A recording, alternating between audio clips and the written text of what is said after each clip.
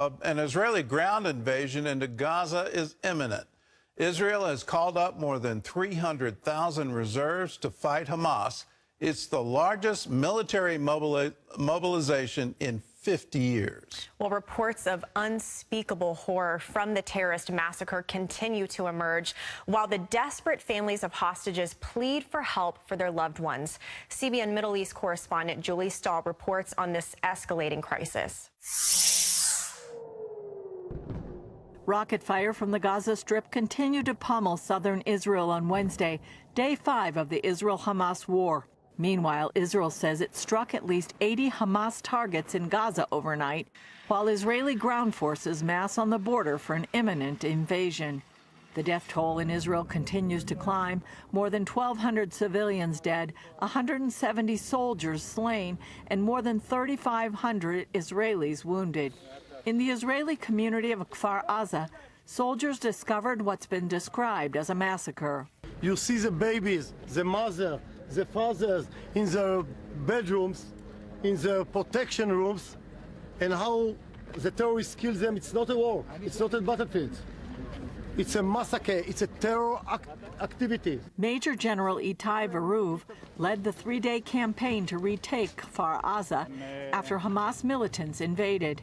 It's something that I never saw in my life. It's something that we used to imagine as our grandfather and grandmother in the pogrom in Europe and other places. They must have shed their humanity, and what's left is something inhuman. To see baby carriages with bullet holes in them and blood. Who goes up to a baby and kills a baby?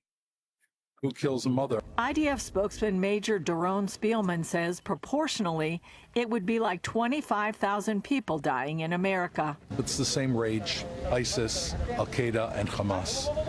It's this absolute disregard for human life.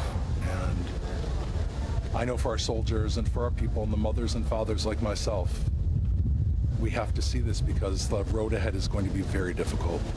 And if we do not take that road, this would happen again. One of the most horrifying elements of this war has been the capture of Israeli civilians and soldiers who were then taken by Hamas into the Gaza Strip, and their fate is unknown. Some of them were American citizens. 6:30 in the morning, Hamas terrorists began rampaging through the kibbutz. Those people that they saw outside, the early risers, were murdered on the spot. Jonathan Dekelchen and his son Sagi are both American citizens. Sagi is missing after he and others went to defend their community of Nir Oz. What we would like is maximum effort to at least be able to tell us what befell our loved ones by any means possible. The United States government, in all of its agencies, has friends in the world that Israel does not have. In the north, concerns of a second front opening up. Israel struck Lebanese territory on Wednesday after terrorists fired anti-tank missiles across the border at Israeli troops. There are also reports of Palestinian factions in Syria firing rockets into Israel. Julie Stahl, CBN News, Tel Aviv and Jerusalem. Well, CBN Middle East Bureau Chief joins us, Chris Mitchell. He joins us now live from Israel. So, Chris, we're now seeing a unity government form. Just a few days ago, a week ago, it looked like things were going into some kind of paralysis on the government, but they're now saying there's a unity government. So tell us, how is that going to work? Well, right now, in about an hour, Gordon, there's going to be a security cabinet meeting. They haven't quite finalized the negotiations about the unity government. We hope that's going to come soon. I know a number of Israelis, most Israelis, want to see that. What it means here in Israel, it presents a united front. This is a parliamentary system. So what's going to happen would be the opposition will join the coalition and present a unity government, an emergency unity government. It's been done many times in Israel's history, about 9 times, for example. During the Six-Day War, there was a unity government. The question right now, will it be a national unity government or a national emergency government? The difference being that a unity government will bring all of the parties together, but the emergency government will just be something for the temporary crisis that Israel's facing. You know, division is something Israel has experienced for more than 3 years. And now many are praying that Israel will be unified as it faces its greatest crisis in decades, and that there be as one. All right. Well, as shock gives way to grief and then to anger, what's the attitude of the Israeli people towards ground action in Gaza? Well, first of all, Gordon, the shock, the massacre you saw in Kfar Aza, it's like losing their firstborn. And, I've heard the phrases like, we haven't heard this since the Holocaust. And as the general said, this is reminiscent of the pogroms that Jewish people have faced in Europe and the former Russia. And some people, it reminds them of the scripture in Jeremiah 31:15. It says, "Thus says the Lord, a voice was heard in Ramah, lamentation and bitter weeping, Rachel weeping for her children, refusing to be comforted for her children because they are no more." Well, there's a lot of Rachels here in Israel today. On Saturday, Gordon, they were shocked, confused. Then they were traumatized, angry, and now they're horrified. But I would also say right now for Israelis that they're unifying around defeating this enemy and fighting for their survival.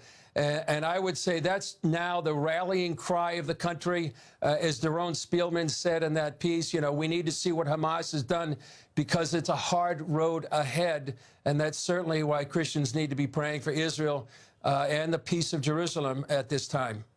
Well, Chris, thanks for your insights. And I'll just underline for everyone watching the quote from President Eisenhower I used on Monday.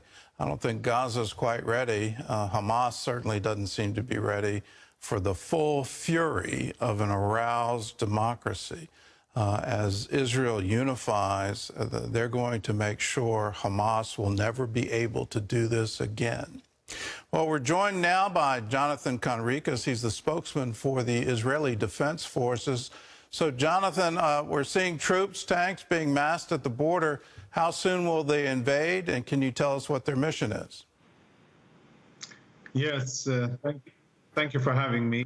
Of course, I won't be able to address your first question about timing for obvious reasons, but I can say that we have mobilized infantry, armor, artillery, logistics, combat intelligence, and combat engineering troops, to name a few, and they are preparing for their missions for the next stage of operations against Hamas in Gaza. How is the IDF going to deal with the situation because there are so many hostages being held in Gaza? I assume there are rescue attempts going to be made, but it looks like Hamas is going to use these hostages as human shields. How will the IDF respond to that? Yes, the complexity of the situation is unprecedented. Never before have we faced such a situation where so many Israelis are at the hands or at the mercy of a ruthless terror organization. By the way, many of the hostages are dual nationals, Americans, Brits, Germans, French, Italians, Brazilians, and many other nationalities. And some are not even Israelis. There are Thai workers that were abducted for I don't know what reason from the part of Hamas. Maybe only, as a show of force and that they could take these people. But the military reality is that we will have to focus on dismantling Hamas's military capabilities. That is what the IDF will be doing and focusing on as this operation evolves and goes forward. We're currently striking from the air quite significantly. And as the operation unfolds, we will continue and develop our military operations. Any analysis on the intelligence failures? I'm seeing a lot in the press about misdirection by Hamas. They were saying on their private communication channels that they knew Israel was listening in and they weren't intending to launch anything, all the while they were absolutely planning it. And then cell phone towers were targeted to cut off communications. Any analysis at this point on this intelligence failure? Yeah, there is definitely analysis, and we're, the IDF for sure is eager to learn and understand, mostly to make sure that it won't happen again. And beyond what you asked, the intelligence fellow, there are many questions being asked by Israeli civilians, Israeli civil society, as to how and why this happened, and many other very tough questions. They will get answered by the IDF in due time, and the people of Israel deserve those answers, but they will be given at the end of the fighting, once the last Hamas terrorist is either dead or has surrendered, and we will have dismantled Hamas's military capabilities. Then will come the time of all of those after-action reviews and of reckoning and of understanding how it happened and how we can prevent it in the future. How are you going to deal with the international community? Because I've already heard from the EU, then the United Nations, their human rights chief has already condemned Israel's actions in Gaza. I find it absolutely incredible. You haven't even had time to bury your dead, and they're already critiquing you. This makes no sense. Are you prepared for the international community? And is any way going to discourage you on the mission?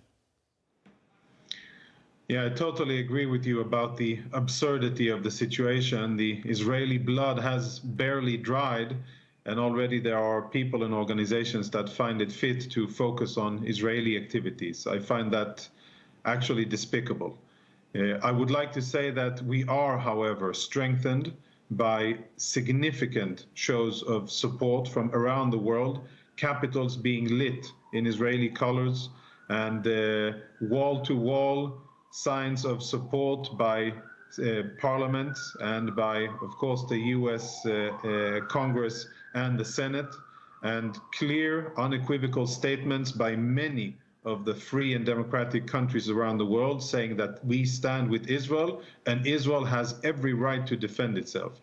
And I, as a person, I always try to focus on the good. And the good in this case is US support and many other free countries that understand the severity, the unprecedented situation here, and are standing by Israel, not only in words, but in deeds.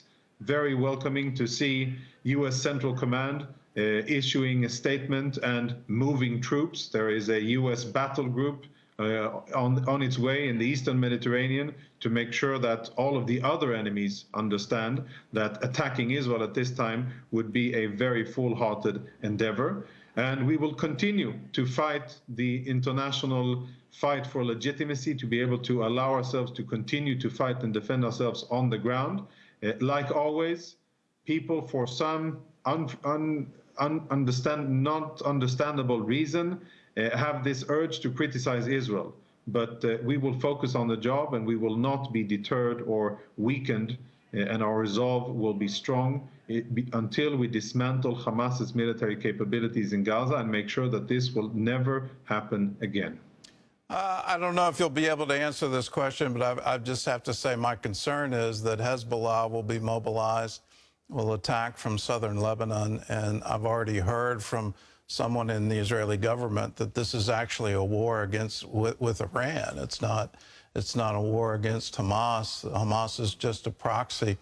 How likely do you think it is that this could erupt into a much larger conflict? You're very correct. The fact that we are fighting on the ground in Gaza does not minimize the fact that we are focusing and very vigilant on what's happening in the north. There have already been attacks against Israel from the north, including Hezbollah firing anti-tank missiles multiple times towards Israeli troops. We have responded, and so far it hasn't crossed a certain threshold of casualties and severity, but we have mobilized troops to the north. We are prepared and have lots of reserve, special forces, infantry, artillery, and armor. But Israel is now, we could say, have active combat operations on 3 fronts. Gaza, the primary sector of operations, and then currently looking at operations on the Lebanese front and on the Syrian front. All of these fronts have been active. There has been fire towards Israel, and we have troops and vigilance prepared for any eventuality. And yes, the common denominator of all of these fronts is Iranian money. Iranian guidance, Iranian weapons, and most importantly, Iranian vicious ideology, which tries to use proxies in order to fight against Israel. Well, Jonathan Conricus, thank you for your time with us, and thanks for coming and being on. We stand strong with you, and we stand with you as you eliminate Hamas. It's time for Hamas to no longer exist. Well, pure, unadulterated evil. That's how President Biden described the Hamas atrocities. In a speech to the nation yesterday, he said Israel has not only a right, but a duty to respond. And he pledged America's support. He also confirmed that American citizens died in the attacks while others are being held hostage. CBN White House correspondent Abigail Robertson reports. President Biden made it crystal clear the U.S. stands with Israel and will support the Jewish state in its efforts to defend itself against the horrific terrorist actions of Hamas. And let there be no doubt, the United States has Israel's back. We will make sure the Jewish and democratic state of Israel can defend itself today, tomorrow, as we always have.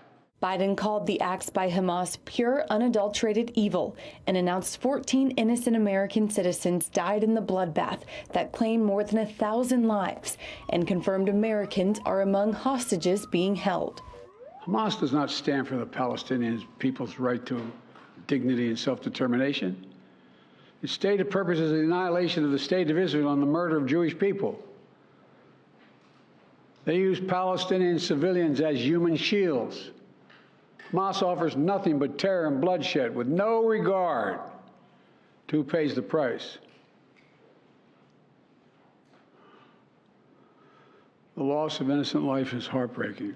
Biden spoke to Prime Minister Netanyahu for the third time Tuesday, telling him he supports a swift and decisive response from Israel. Like every nation in the world, Israel has the right to respond, indeed has a duty to respond to these vicious attacks.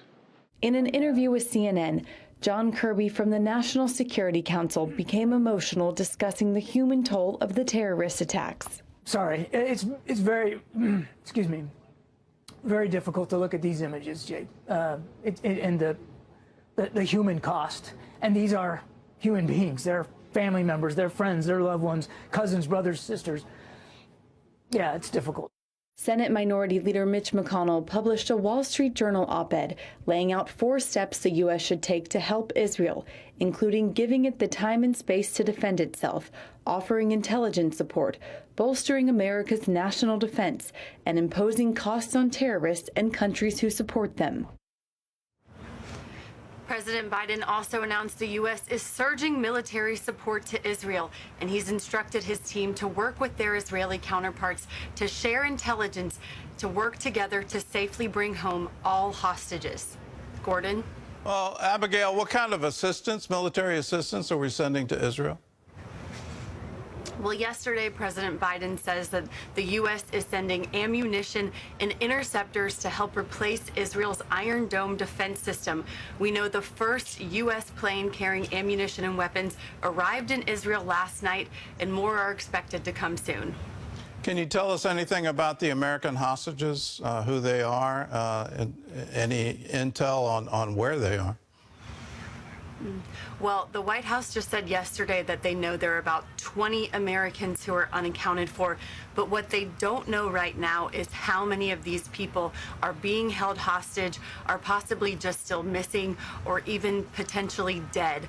The White House says they are working hour by hour to locate each one of these Americans and to determine exactly how many are being held hostage by Hamas. But right now, they're not sure. All right, Abigail, thanks so much for the report. We'll certainly be praying for the hostages and praying for the peace of Jerusalem, praying for the peace of the Middle East, praying for the peace of the Palestinians. We need to pray now.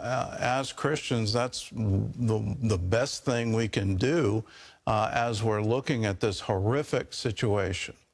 I do want to remind you that Hamas stands for Islamic Resistance Movement. They do not want a two-state solution. What they want is for Israel to be driven into the sea. So when you hear this phrase, and I think it's pure propaganda, that somehow there's a free Palestine, what that means is there's a one-state solution, a Palestinian state, with no Jews allowed. They will drive them to the sea. They will slaughter them, just as we just saw. The horrific attack where they were murdering babies, beheading babies. That is what this is all about. When you hear this other side that somehow Israel is an oppressor or it's an apartheid state, the reason they have the separation is they don't want to be killed. That's why they're trying to isolate them into particular areas. They don't want to die. I think that's a good thing to do, and we should support them. Well, we want you to know the truth behind the Jewish and Arab planes to the land of Israel. So we put together a DVD for you that gives the historical background to the news you're seeing today. It's called Whose Land Is It? It has the answers to questions such as whether or not Gaza and the West Bank are occupied territory, why the Palestinian refugee crisis still remains a problem more than 70 years later. You can receive a DVD copy. You can also get streaming access. Whose Land Is It? For a gift of any dollar amount. All you have to do is go to cbn.com/whoseland or call us 1-800-700-7000.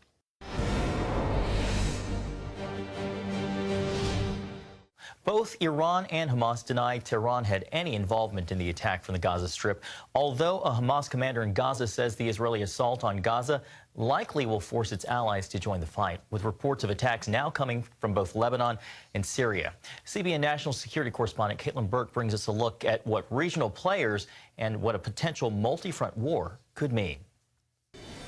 While the IDF is focused on Hamas with a massive military campaign at its southern border, military leaders are also watching the north, all too aware that enemies surround them. You've got obviously Hamas in the south, in the Gaza Strip, but you also have Hezbollah, the Iran-backed Shia terrorist group in Lebanon, and you have other terrorist proxies surrounding Israel. And this is no accident. Nathan Sales, former ambassador at large and coordinator for counterterrorism, calls this all part of Iran's desire to wipe Israel off the map. Iran is the world's worst state sponsor of terrorism, so it shouldn't come as any surprise that Iran is going to sponsor terrorism against Israel. Now, their main proxy for doing that over the years, over the decades, has been Hezbollah. What we haven't really seen before was a level of sophistication from Hamas that has allowed it to carry out these sorts of ambitious operations like we saw over the weekend. The fact that Hamas is now capable of doing that has Iran's fingerprints all over it. Sales says while it's clear Israel's response to Hamas will be one of strength, there's a risk it could spur other terrorist groups to attack. That is a true nightmare scenario where one after the other terrorist group starts piling on. I think terrorist organizations, no matter what their ideology, understand strength. And so it's really important for Israel to establish deterrence by showing if you come at us, it's not going to end well for you. As for Iran, Sales predicts for now it will most likely continue using these proxies. You know, the saying goes, they're willing to fight to the last Palestinian, or Iran is willing to fight to the very last Lebanese. It's a way of insulating themselves from the costs of warfare and also helps preserve a certain air of deniability. You know, it wasn't us, it was these other guys. Nobody should credit anything Iran says when they try to wash their hands of the bloodshed in Israel. Ambassador Sales is calling on the Biden administration to do everything in its power to help Israel win. This includes financial pressure on Iran in order to cut off funding to the terrorists fighting this war. John? Given Iran's suspected involvement, how is the Biden administration planning to change its policies towards Iran? Well, what we've seen from the Biden administration over the last 2 years are a lot of concessions. They've wanted to get back into some sort of a nuclear deal. And in working towards that, experts say the price they've paid for diplomacy is too high. Tehran's oil revenue is now 5 times what it was during the Trump administration. And with so many resources at its disposal, they have plenty of money to fund an attack like what we saw against Israel. So as Ambassador Sales says, it's time to put the pressure back on. John? All right, CBN national security correspondent Caitlin Burke. Thank you so much, Caitlin. Well, as the world looks on with horror at the atrocities of Hamas in Israel, American cities are showing their support for the Israeli people. CBN's Brody Carter reports from Virginia Beach. Community gatherings like this one here at the United Jewish Federation of Tidewater in Virginia offers the community an opportunity to grieve and begin the healing process. Now, the Attorney General says that his Christian faith is what's a driving force with him to stand with the nation of Israel, and he invites America to do the same thing. I think my faith tells me that I'm to grieve with those that are grieving. And right now, so many in the Jewish community are grieving. Virginia Attorney General Jason Miyares is an outspoken ally of the Jewish people. In February, he helped create the state's anti-Semitism task force, aware it's more important than ever to protect American Jews. Right now, our most immediate concern is security. I've been in constant communication with the Secretary of Public Safety and the state police about enhanced security at both Jewish day schools or Jewish community centers. I personally can't speak for others, but I personally feel very comfortable as an Israeli in Tidewater. Israeli native Nofar Trem came to America 5 years ago. Her family remains in Israel and survived the attack. Stand up for Israel as much as you can, whether it's in personal conversations, on social media. CEO of the United Jewish Federation of Tidewater, Betty Ann Levin, condemns the assault in the strongest possible terms. This is not about Jews and Palestinians. This is about Hamas, a terrorist organization, wanting to go in and wipe Israel off the map. Support is growing nationwide with 18 rallies held in major cities, including New York, Boston, and Las Vegas, in conjunction with the Israeli-American Council. Too many to name individually today. And while the trauma will linger, the hope remains that hearts will begin to heal. Reporting in Virginia Beach, Virginia, Brody Carter, CBN News.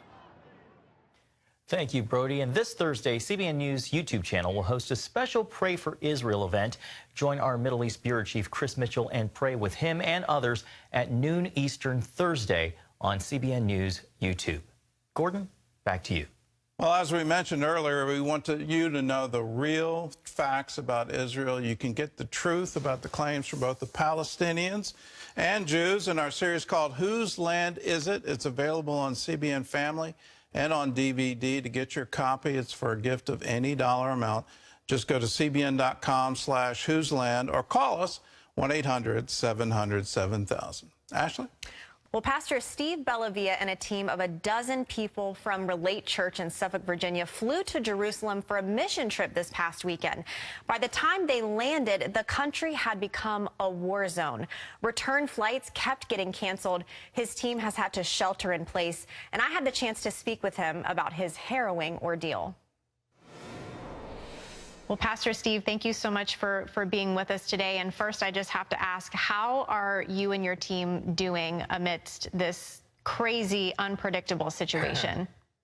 Yeah, everyone's doing really good. I'm really proud of the team that God's put together. Everybody's been able to have peace despite everything going on, and trying to make the best of it, trying to stay positive, and trying to stay safe.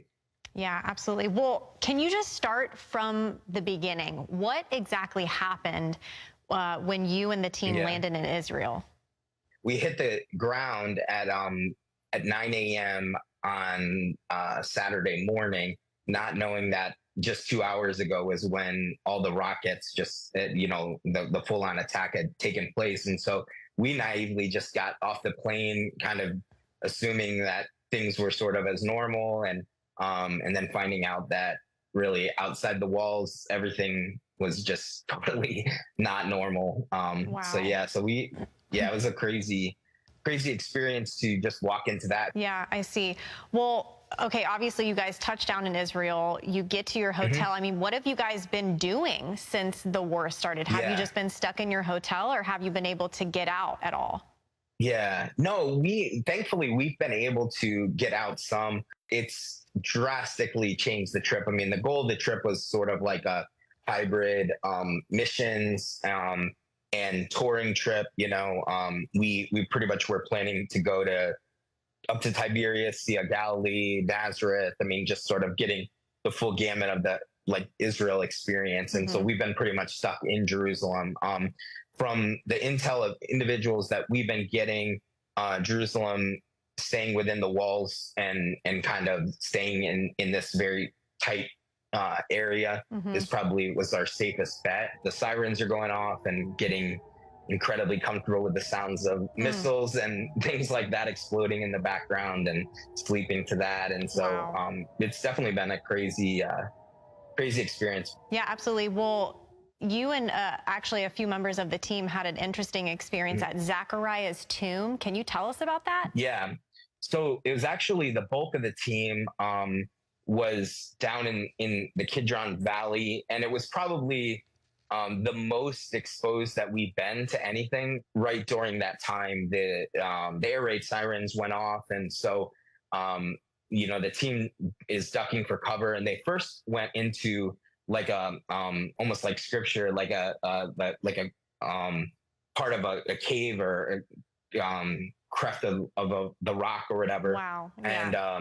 And so they kind of went in there, and sort of you heard massive explosions and just loud stuff happening, and so everybody's sort of trying to keep calm.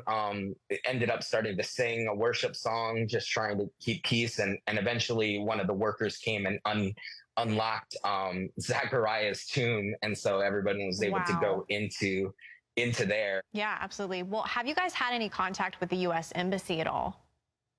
Yeah, we have. We've definitely filled out our forms and things like that. And sorry, my voice is a little just emotional with thinking about some of the stuff with the team, but filled out all the forms, and embassy knows that we're here, and yeah. Well, some of your team members are able to get home, and that's been the biggest issue for you guys. You haven't been able to come home to the States. Your flights have been canceled since all of this has gone down. Yeah. So 4 people are able to get home by seriously a work of a miracle. When will the rest of the team be able to go home, do you think? It's a good question. We're confirmed on a flight. We were supposed to fly out Saturday. We're confirmed on a flight next Wednesday, so we still have another week that we can't get out.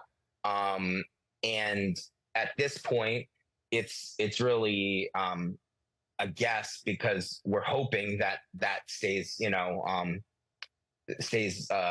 way it is, but we don't know whether they're gonna cancel that as well. Yeah, absolutely. Well, how can we be praying for you guys and Israel in general? I mean, obviously you have a very unique perspective of being in the nation while all this is happening. How can we pray for you? Yeah, definitely. I would say, I mean, praying for our team, just obviously getting home. Our loved ones at home are definitely worried and concerned, and all of those pieces. So we definitely want prayer for that. For the people of Israel, they recognize that this is different. There's some serious nervousness. I mean, I talked to some guy tonight who Israeli, and he said, I really feel like our country will never be the same. Like, what's going to go down and the craziness that might take place, he feels like the face of the nation is just going to be completely different, and it's scary for them. You know, there's real fear. It's sort of unnerving to see some of the Israelis that are as nervous as they are when they are very comfortable with rockets being fired and unrest and things like that. And so that's where it gets a little bit like, okay, there's something happening that's probably a little different, than anything normal. So yeah, be praying for that and just peace that surpasses all understanding. Absolutely. So, we will absolutely continue to pray for you and your team and the whole nation of Israel. The last thing I wanted to ask you, Pastor Steve, is what has God been showing you? I mean, has he revealed anything to you? I mean, what's really been on your heart from the Lord, just experiencing all of this? When we have that confidence in our salvation, our confidence that in our relationship with Christ, and we can have that shalom peace in the middle of any storm, Yeah. And so that's what's been cool, is to see that rise within our team, and just that, man, we're going to be okay. I mean, whether whether we make it out or not. And, you know, I know that that sounds extreme and all of that, but that's reality, that if we don't, we're still going to be okay. And that's a comfort that we can have as believers, you know, that we're going to be all right. You know, this world isn't our home, and this isn't the end, you know? Wow. Well, thank you so much, Pastor Steve, for being with me today. As I said before, we are fervently praying for you guys, your team, and everyone affected by this. Yeah. And we will continue to update you on Steve and his team as they try to make their way back home. Well, we do have some incredible news to report. After we taped that interview that you just saw, Steve texted us to say he and the whole team were able to get flights home. He says they're leaving Friday morning and arriving back stateside on Sunday. So please keep him and the whole team in your prayers that there will be no delays or complications, and they will be able to get home safely. And again, thank you so much, Pastor Steve, for talking with us. Gordon. At a time when Israelis are mourning, worried about their future and their safety, CBN has an important message for them. We're on the ground, and we're here to help. As terrorist attacks and rocket strikes continue in the Holy Land, CBN Israel is on the ground, reaching out to people in need. We are here to help, and we've been contacting other organizations to see what we can do. We cannot enter the southern areas next to the Gaza border. The army is still fighting the terrorists there. So we found this clothes drive.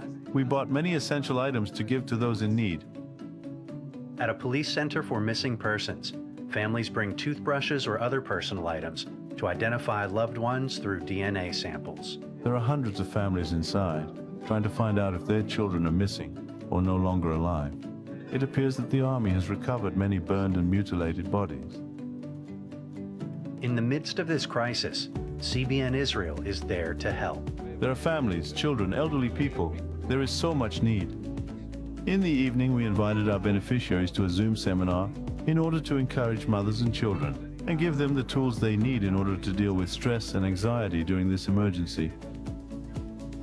Thanks to you, the people of Israel are getting help and encouragement right now when they need it the most.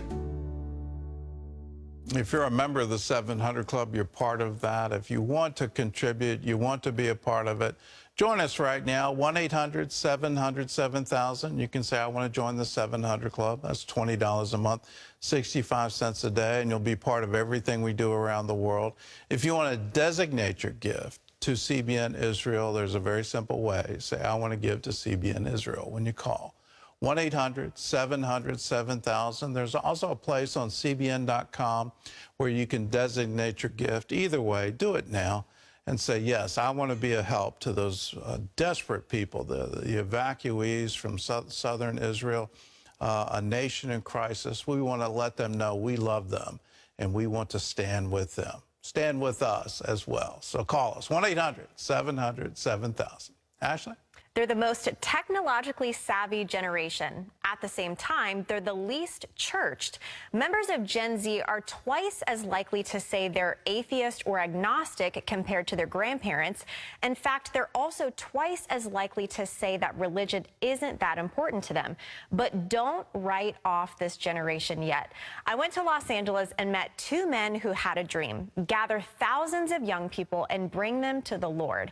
That's how Gen Z for Jesus was born. Hey everyone, it's Ashley, and I am standing outside of Angelus Temple in LA for the Gen Z for Jesus prayer and worship gathering. Thousands of people are here to encounter God on a deeper level. And this isn't your average Christian gathering. This is a movement that's inviting an entire generation to encounter the presence of Jesus. One word, how are you feeling about Gen Z for Jesus? Excited. I think it's going to be powerful. I'm excited to see lives changed and our generation set apart for the Lord. Glory. I believe it's going to be something radical. Aaron, I wanted to start with you. God really put something in your heart, like he downloaded something specific that kind of grew into what Gen Z for Jesus is today. Just talk a little bit about that. I had this moment in prayer with God where I realized I was missing his heart for Gen Z. I was praying and declaring Gen Z is broken, and God on his throne was thundering, Gen Z is mine. Gen Z is for my son. I don't want to sit here trying to rally a bunch of energy around how broken Gen Z is. I actually want to believe in faith for what's in God's heart, that Gen Z is not dead. I reached out to Brian and I was like, dude, what if we called youth to pray and released a declaration that Gen Z is for Jesus? So he goes, I feel like we need to do an online event. We'll preach, we'll pray, and we'll read the word. That's it. And then he goes, and I think we should call it Gen Z for Jesus. And I literally thought to myself, that is the corniest name I've ever heard. That day, there would be over 20,000 students that would stream in to that one feed. And then it became a tour. And then the tour culminated into gatherings. And we opened up the doors September 3rd of last year, and over 5,000 kids filled an arena for 12 hours. And we knew, oh man, this is a moment. Yeah. And so here we find ourselves in Los Angeles, and tomorrow we're believing for the same thing.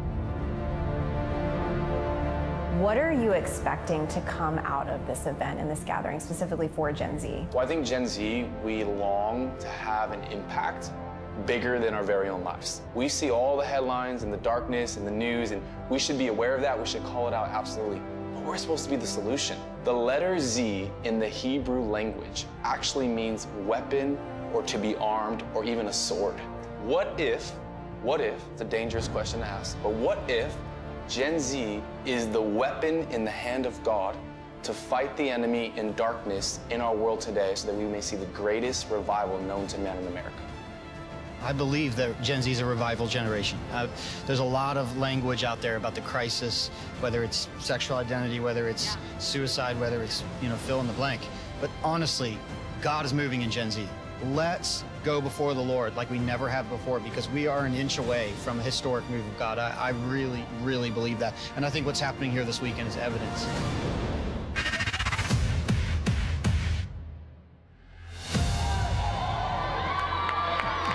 We lay down all of our idols, we lay down all of anything that might have taken over the throne of our heart, and we want to seek you fully. And that's truly what I've seen in this event so far. It's just been people laying down themselves at the altar as a living sacrifice.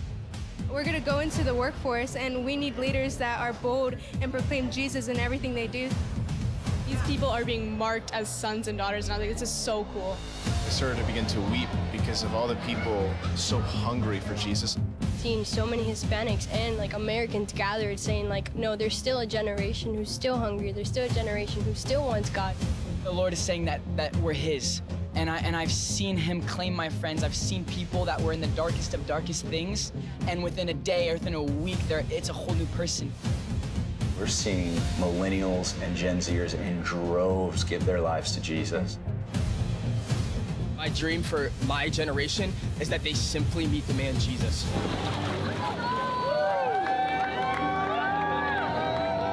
What are you hoping people walk away with at this event? I'm believing to really see lifelong lovers of Jesus be produced out of these meetings and gatherings. My own Gen Z children are here, and that's what I want them to come home with is I remember when I encountered God there, and his fire in my heart is ablaze. They either get saved tomorrow and say, oh, we got saved at the Angelus Temple, September 9th, or I was already saved and I received my call of God at Angelus Temple. I'm looking for a Gen Z awakening and a revival that's stronger than the rebellion. It seems impossible, but God.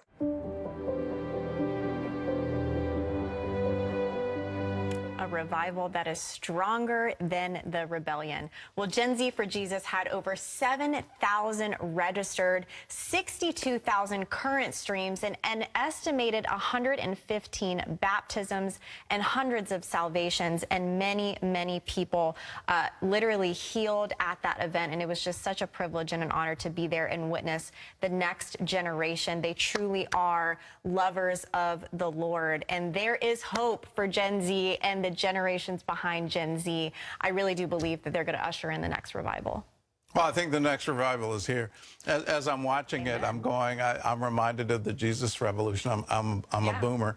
So, okay, we were coming out of the Vietnam War. We were coming out of a whole series of assassinations of political leaders. It seemed like every time you turn around, there was another one. Wow. Then you had riots. You had student protests. You had the National Guard open fire on students at Kent State. It was horrible. Then on top of that, we had Watergate. And in that, we lost faith in our own government. But we didn't lose faith in God. God raised up a standard. When the enemy comes in like a flood, make sure you're looking for that standard. And let me add to it. Make sure you're part of lifting up that standard. When you get too negative about things, you're part of the flood, you're not part of the standard. So lift up your eyes and look, because our redemption is drawing nigh. Here's a word for Israel today. It's from Joshua 11. For it was of the Lord to harden their hearts, that they should come against Israel in battle, that he might utterly destroy them, and that they might receive no mercy, but that he might destroy them as the Lord had commanded Moses. Please pray for the peace of Jerusalem today. Pray for Israel. Pray for Palestinians. Pray.